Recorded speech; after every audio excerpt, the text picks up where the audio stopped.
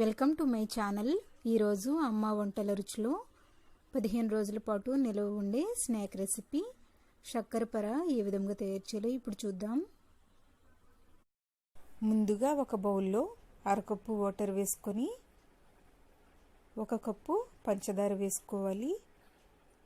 తరువాత అరకప్పు నెయ్యి కానీ డాల్డా కానీ వేసుకొని పంచదార డాల్డా కరిగేంత వరకు మరిగించుకోవాలి.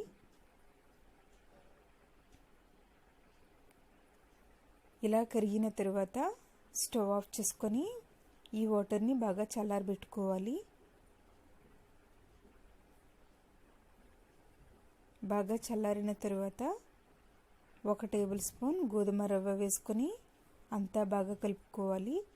తరువాత 3 కప్పులు మైదా పిండి కానీ గోధుమ పిండి కానీ కొద్ది కొద్దిగా వేసుకుంటూ చపాతీ ముద్దలా చేత్తో కలుపుకోవాలి. ఇలా చపాతీ ముద్దలా కలుపుకున్న తర్వాత మూత పెట్టుకొని 15 నిమిషాల పాటు పిండిని నానబెట్టుకోవాలి. 15 నిమిషాలు నానబెట్టుకున్న తర్వాత దీనిని ఒకసారి అంతా బాగా కలుపుకొని దీనిని 2 భాగాలుగా చేసుకోవాలి.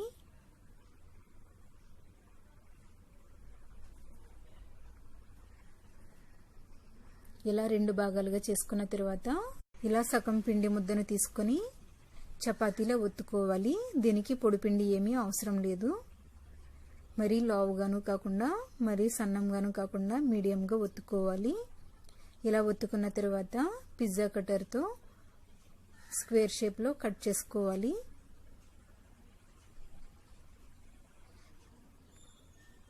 మీ దగ్గర పిజ్జా కట్టర్ లేనట్లయితే చాకుకు కొద్దిగా నూనె కానీ మైదా పిండి కానీ రాసుకొని ఇలా కట్ చేసుకోవచ్చు. తరువాత డీప్ ఫ్రైకి సరిపడినంత నూనెను వేడి చేసుకొని వేడైన తర్వాత వీటిని వేసుకొని మీడియం ఫ్లేమ్లో వేయించుకోవాలి. ఇవి వేసిన వెంటనే కలపకుండా కొంచెం వేగిన తర్వాత మాత్రమే గరిటెతో కలుపుకోవాలి. ఇలా నెమ్మదిగా కలుపుకుంటూ మీడియం ఫ్లేమ్లో గోల్డెన్ బ్రౌన్ కలర్ వచ్చేంత వరకు వేయించుకోవాలి. ఇలా గోల్డెన్ బ్రౌన్ కలర్ వచ్చిన తర్వాత వీటిని ఒక ప్లేట్లోకి తీసుకుందాం.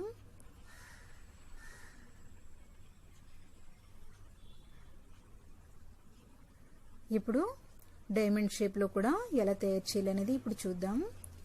ఇలా మిగిలిన ముద్దను తీసుకొని చపాతీలా ఒత్తుకోవాలి. మీడియం సైజులో ఒత్తుకోవాలి. ఇలా ఒత్తుకున్న తరువాత చాకుకి కొద్దిగా నూనె రాసుకొని కట్ చేసుకోండి. లేదంటే కొద్దిగా మైదా రాసుకొని కూడా కట్ చేసుకున్నట్లయితే విడివిడిగా వస్తాయి. ఇలా క్రాస్గా కట్ చేసినట్లయితే డైమండ్ షేప్లో వస్తాయి. ఇలా కట్ చేసుకున్న తర్వాత వీటిని కాగినటువంటి నూనెలో వేసుకొని మీడియం ఫ్లేమ్లో గోల్డెన్ బ్రౌన్ కలర్ వచ్చేంత వరకు వేయించుకున్నట్లయితే కరకరలాడుతూ చాలా టేస్టీగా ఉంటాయి. శక్కరపర రెడీ అయ్యాయి. వీటిని 15 రోజుల వరకు నిల్వ చేసుకోవచ్చు. మీరు కూడా మీ ఇంట్లో తయారు చేసుకుని ఫీడ్బ్యాక్ పంపించండి. ఈ వీడియో మీకు నచ్చినట్లయితే లైక్ చేయండి, మీ ఫ్రెండ్స్కి షేర్ చేయండి.